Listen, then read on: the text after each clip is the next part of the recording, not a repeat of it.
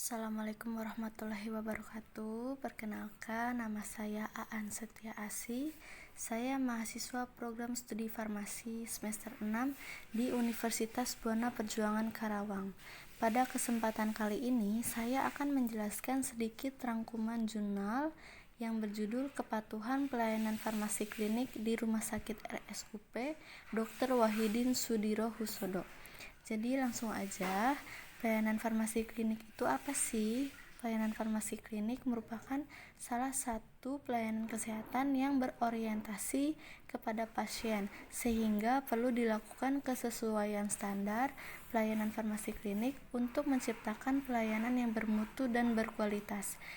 Tujuan penelitian ini dimaksudkan untuk mengetahui bagaimana kepatuhan pelayanan farmasi klinik di RSUP Dr. Wahidin Sudirohusodo sesuai dengan 11 indikator pelayanan farmasi klinik berdasarkan Peraturan Menteri Kesehatan Nomor 72 Tahun 2016. Menurut Undang-Undang Republik Indonesia Nomor 44 Tahun 2009 dan Peraturan Menteri Kesehatan Nomor 34 Tahun 2017, rumah sakit adalah institusi pelayanan kesehatan yang menyelenggarakan pelayanan kesehatan perorangan secara paripurna yang menyediakan pelayanan rawat inap, rawat jalan, dan gawat darurat. Adapun menurut Adikussusmo, rumah sakit merupakan bagian yang integral dari keseluruhan sistem pelayanan kesehatan yang dikembangkan melalui rencana pembangunan kesehatan. Berdasarkan batasan dan definisi di atas, maka rumah sakit diartikan sebagai organisasi pelayanan kesehatan masyarakat yang terorganisir secara profesional dan berfungsi sebagai pusat layanan kesehatan bagi pasien dan atau masyarakat yang membutuhkan, tempat pendidikan bagi mahasiswa profesi kesehatan, dan sarana penelitian tentang kesehatan yang dapat dikembangkan melalui rencana pembangunan kesehatan. Sebagai pusat pelayanan publik, rumah sakit membutuhkan manajemen yang baik untuk menciptakan pelayanan yang paripurna dan berkualitas. Manajemen pelayanan dapat diartikan sebagai suatu proses penerapan ilmu dan seni untuk menyusun dan mengelompokkan rencana, mengimplementasikan, mengkoordinasikan, dan menyelesaikan aktivitas-aktivitas pelayanan melalui pengawasan demi tercapainya tujuan-tujuan pelayanan. Menurut Permenkes Nomor 72 Tahun 2016, standar pelayanan kefarmasian di rumah sakit meliputi dua hal penting, yaitu pengelolaan sediaan farmasi, alat kesehatan, dan bahan medis habis pakai serta pelayanan farmasi klinik. Dalam pelaksanaannya, kegiatan kefarmasian di rumah sakit terkadang terdapat keluhan tentang kesalahan terapi obat dikarenakan pemberian jenis obat yang tidak sesuai atau alasan lain. Selain itu, terdapat juga permasalahan tingginya biaya belanja obat dikarenakan adanya kesalahan peresepan sehingga terjadi pemberian obat yang berkali-kali dan menjadi terkesan boros. Permasalahan ini terjadi karena pelayanan farmasi klinik yang belum berjalan dengan baik. Pelayanan farmasi klinik menjadi salah satu pelayanan yang berorientasi dan bersinggungan langsung dengan pasien. Dengan diterapkannya pelayanan farmasi klinik di rumah sakit, maka secara tidak langsung pelayanan yang diberikan apoteker kepada pasien akan meningkatkan outcome terapi dan meminimalkan resiko terjadinya efek samping karena obat, sehingga tujuan dari keselamatan pasien dan kualitas hidup pasien terjamin. Oleh karena itu, perlu dilakukan kesesuaian standar pelayanan farmasi klinik untuk menciptakan pelayanan yang bermutu dan berkualitas. Menurut penelitian dari Amaranggana tahun 2017 tentang pelayanan informasi obat yang efektif dari beberapa negara untuk meningkatkan pelayanan farmasi klinik, memaparkan kondisi pelayanan kefarmasian terutama dalam bidang pelayanan informasi obat di berbagai negara, guna memberikan solusi PIO yang efektif untuk diterapkan di Indonesia. Hasil penelitiannya menunjukkan bahwa baru sekitar 14% rumah sakit yang dimonitoring telah melakukan pelayanan informasi obat yang sesuai. 42% rumah sakit baru sebagian menerapkan PIO, dan sekitar 44% rumah sakit belum menerapkan PIO, sehingga penelitian ini perlu ditindaklanjuti dengan penelitian lebih lanjut tentang pelaksanaan standar pelayanan kefarmasian di rumah sakit secara spesifik. Kita lanjut. Kemudian Rumah Sakit Umum Pusat RSUP Dr. Wahidin Sudirohusodo Makassar ini termasuk rumah sakit yang dikelola pemerintah dan dikategorikan sebagai rumah sakit rujukan regional berdasarkan surat keputusan Menteri Kesehatan nomor 540/Menkes/1945 sebagai rumah sakit kelas A dan sebagai rumah sakit pendidikan serta rumah sakit rujukan tertinggi di kawasan timur Indonesia. Selanjutnya kita masuk ke metode penelitian. Metode penelitian yang digunakan dalam penelitian ini bersifat kualitatif dengan pendekatan deskriptif. Pengumpulan data dilakukan dengan wawancara mendalam, observasi, dan dokumentasi. Teknik analisis data yang digunakan untuk mengolah data kualitatif berupa data observasi, dokumentasi, dan wawancara adalah analisis interaktif. Teknik analisis interaktif diadopsi dari model analisis interaktif Miles dan Huberman dengan 4 tahapan yang harus dilakukan secara interaktif dan berlangsung secara terus-menerus sampai tuntas, antara lain tahap pengumpulan data, reduksi data, penyajian data, dan penarikan kesimpulan atau verifikasi. Selanjutnya, pada penelitian ini didapatkan hasil bahwa pelayanan farmasi klinik terbukti efektif dalam menangani terapi pada pasien. Pelayanan tersebut juga efektif untuk mengurangi biaya pelayanan kesehatan dan meningkatkan kualitas pelayanan kesehatan kepada pasien. Hal tersebut terutama dapat diperoleh dengan melakukan pemantauan resep dan terapi obat serta pelaporan efek samping obat yang terjadi. Menurut Rusli, tahun 2016, pelayanan farmasi klinik yang optimal terbukti dapat menurunkan angka kematian di rumah sakit secara signifikan.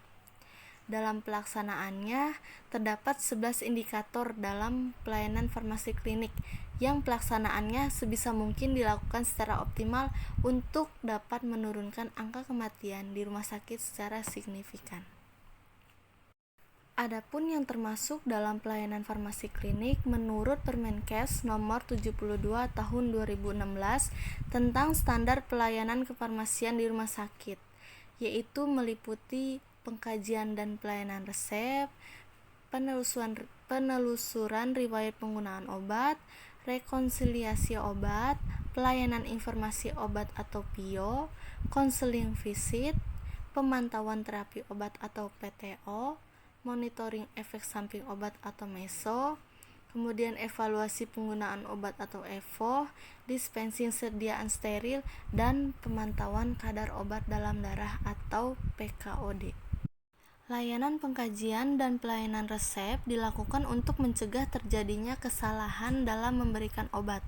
Pada pelaksanaan pengkajian resep, apoteker harus melakukan pengkajian resep sesuai persyaratan administrasi, persyaratan farmaseutik, dan persyaratan klinik baik untuk pasien rawat inap maupun rawat jalan. Kemudian, terkait layanan penelusuran riwayat penggunaan obat, walaupun telah dilakukan asesmen oleh dokter, apoteker juga wajib menanyakan riwayat penggunaan obat sebelumnya dan riwayat alergi pasien. Hal ini dilakukan untuk meminimalisir terjadinya kesalahan dalam pemberian obat. Semua riwayat penggunaan obat, riwayat alergi, dan pemantauan kepatuhan pasien meminum obat didokumentasikan dalam form tersendiri yang dinamakan LPO atau lembar pemantauan obat. Penyuluhan oleh pihak apoteker rumah sakit telah dilakukan. akan tetapi dalam pelaksanaan masih belum maksimal dan belum menjangkau semua tenaga kesehatan serta seluruh pasien yang ada di rumah sakit, baik itu pasien rawat inap dan pasien rawat jalan. Hal ini mungkin disebabkan karena intensitas penyuluhan masih kurang sehingga masih banyak pihak pasien yang mengaku belum pernah mendapatkan penyuluhan dari pihak farmasi rumah sakit. Kemudian pelayanan informasi obat atau PIO merupakan kegiatan penyediaan dan pemberian informasi, rekomendasi obat yang independen, akurat, tidak bias, terkini, dan komprehensif yang dilakukan oleh apoteker kepada dokter, apoteker, perawat, profesi kesehatan lainnya, serta pasien dan pihak lain di luar rumah sakit. Berkenaan dengan pelayanan informasi obat, ruangan pelayanan informasi obat di RSUP Dr. Wahidin Sudirohusodo Makassar ini telah dilengkapi buku-buku dan data-data mengenai obat. Selanjutnya, rekonsiliasi obat. Apa sih rekonsiliasi obat itu? Rekonsiliasi obat itu merupakan proses membandingkan instruksi pengobatan dengan obat yang telah didapat pasien. Apoteker harus selalu mencatat penggunaan obat, baik itu nama, indikasi, dosis, frekuensi dan rute, riwayat alergi, dan efek samping obat pasien. Rekonsiliasi obat ini dilakukan untuk mencegah terjadinya kesalahan obat atau medication error, seperti obat tidak diberikan, duplikasi obat, kesalahan dosis atau interaksi obat. Kemudian di sini ada tujuan pemberian konseling obat. Tujuannya untuk apa sih? Yaitu untuk mengoptimalkan hasil terapi, meminimalkan risiko reaksi obat yang tidak dikehendaki atau bisa kita sebut dengan ROTD, dan meningkatkan cost effectiveness yang pada akhirnya meningkatkan keamanan penggunaan obat bagi pasien atau patient safety. Konseling dilakukan untuk menggali wawasan pasien tentang obat yang dikonsumsinya. Kemudian pada indikator layanan pemantauan terapi obat atau PTO, apoteker dapat melakukan rekomendasi penyelesaian masalah terkait obat kepada dokter jika memungkinkan, karena tujuan dari PTO adalah meningkatkan efektivitas terapi dan meminimalkan risiko reaksi obat yang tidak dikehendaki. Lalu terkait evaluasi penggunaan obat atau EVO, temuan yang didapatkan adalah apoteker di RSUP Dr. Wahidin Sudirohusodo ini telah melakukan evaluasi penggunaan obat secara kualitatif dan kuantitatif yang didokumentasikan dalam sebuah form evaluasi penggunaan obat. Dari hasil penelitian, dapat disimpulkan bahwa kepatuhan RSUP Dr. Wahidin Sudirohusodo Makassar dalam menerapkan standar pelayanan farmasi klinik sudah sesuai dengan Peraturan Menteri Kesehatan Nomor 72 Tahun 2016 tentang standar pelayanan kefarmasian di rumah sakit, sudah dilakukan dengan baik. Walaupun masih ada beberapa parameter yang belum berjalan dengan optimal, di antaranya yaitu masih adanya penulisan resep yang tidak jelas terbaca, pemanfaatan sarana ruangan PIO yang belum maksimal dikarenakan ketidaktahuan pasien dan tenaga kesehatan lainnya, kemudian tidak adanya ruangan konseling khusus, serta pelaksanaan visit yang belum menyeluruh dilakukan karena keterbatasan jumlah SDM dibandingkan dengan jumlah pasien yang ada di Rumah Sakit Dr. Wahidin Sudirohusodo Makassar.